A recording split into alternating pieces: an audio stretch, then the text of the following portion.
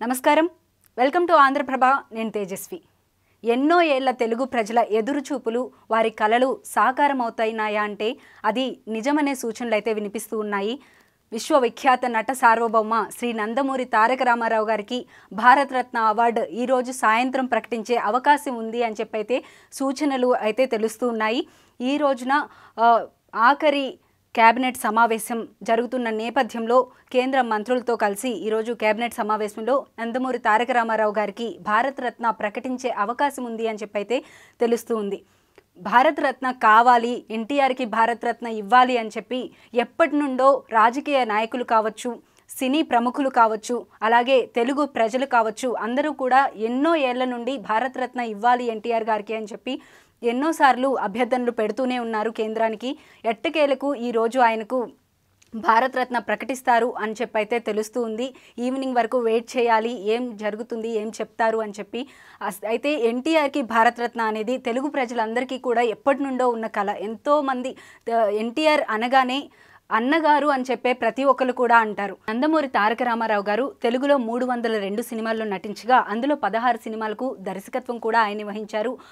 కొన్ని సినిమాలకు ప్రొడ్యూసర్గా కూడా ఆయన వ్యవహరించారు. అంతేకాకుండా ఆయన ఎప్పటి నుండి అయితే మూవీస్ చేస్తూ ఉన్నారో అప్పటి నుండి కూడా ప్రొడ్యూసర్స్ విషయంలో ఎంతో నిబద్ధతతో వాళ్ళకి ఎటువంటి ఇబ్బంది లేకుండా చూడాలి అనే ఉద్దేశంతో ప్రతి మూవీకి కూడా ఫస్ట్ ఆయనే వచ్చి ఎప్పుడు కూడా టైం డిలే అనేది లేకుండా చూసుకునేవారు అని చెప్పి ఎన్నో సందర్భాల్లో ఎంతోమంది చెప్పారు. ఆయన వర్క్ విషయంలో నిబద్ధత కానీ, అలాగే కేవలం వర్క్ విషయంలోని, మూవీస్ విషయంలోని కాకుండా వ్యక్తిగతంగా కూడా ఆయన ఎంతో చక్కగా చాలా పద్ధతిగా ఉండేవారు అని చెప్పి ఎంతోమంది చెప్తూ ఉంటారు. చిన్నపిల్లల దగ్గర నుండి పెద్దవారి వరకు కూడా ప్రతి ఒక్కరిని మీరు, గారు అని చెప్పి ఆయన సంబోధిస్తూ ఉండేవారు. నందమూరి తారక రామారావు ఈ పేరు వినిపించగానే ప్రతి ఒక్కరికి కూడా తెలుగు ప్రజల గుండెల్లో ఆనందం అనేది వెల్లివిరుస్తుందనే చెప్పాలి. ఇప్పుడు నందమూరి తారక రామారావు గారికి కేవలం తెలుగులోనే మాత్రమే కాదు, మొత్తం భారతదేశ వ్యాప్తంగా కూడా ఆయనకి ఎంతోమంది అభిమానులు ఉన్నారు. ప్రపంచ స్థాయిలో ఆయనకంటూ ఒక ప్రత్యేకమైన గుర్తింపు అయితే ఉంది. తప్పకుండా ఎన్టీఆర్కి భారతరత్న కావాలి అని చెప్పి చాలా సంవత్సరాల నుండి ఎంతోమంది అభ్యర్థనలు అయితే పెడుతూ ఉన్నారు. ఎట్టకేలకు ఈ రోజు అయితే భారతరత్న వస్తుందని చెప్పి ప్రతి ఒక్కరు కూడా ఎంతో ఆశగా అయితే ఎదురు చూస్తూ ఉన్నారు. సార్వత్రిక ఎన్నికలు వస్తున్న నేపథ్యంలో 15వ తారీఖున మ్యాక్సిమం నోటిఫికేషన్ అనేది వెలువడే అవకాశం కూడా ఉన్నట్లు కూడా తెలుస్తోంది. అలాగే దీనికి సంబంధించి ఇప్పుడు ఏపీలో టీడీపీ, జనసేన, బీజేపీ పొత్తు కూడా ఉన్న నేపథ్యంలో చంద్రబాబు నాయుడు గారు కూడా దీని గురించి ఒకసారి మళ్ళీ ప్రతిపాదన ఇచ్చినట్లుగా కూడా తెలుస్తోంది. నందమూరి తారక రామారావు గారు మొత్తం 302 సినిమాలు తీయగా అందులో దాదాపు 270 సినిమాల వరకు బాక్స్ ఆఫీస్ వద్ద సూపర్ డూపర్ సక్సెస్ అయ్యాయని చెప్పాలి. అందులో చాలా సినిమాలు సంవత్సరం వరకు కూడా ఆడిన సందర్భాలు కూడా ఉన్నాయి.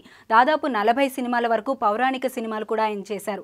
తెలుగు ప్రజల్లో రాముడన్నా, కృష్ణుడన్నా, ఏడుకొండలవాడన్నా సరే ఆ ఎన్టీఆర్ఏ గుర్తొస్తాడు. ఆయనలోనే ప్రతి ఒక్కళ్ళు కూడా ఆ దేవుణ్ణి చూసుకుంటూ ఉంటారు. చాలామంది వాళ్ళ ఇళ్లలో రాముడి ఫోటో కానీ, కృష్ణుడి ఫోటో కానీ పెట్టుకోవాలి అనుకుంటే ఆయన ఫోటోని కూడా పెట్టుకునే సిచ్యువేషన్స్ కూడా చాలా ఉన్నాయి.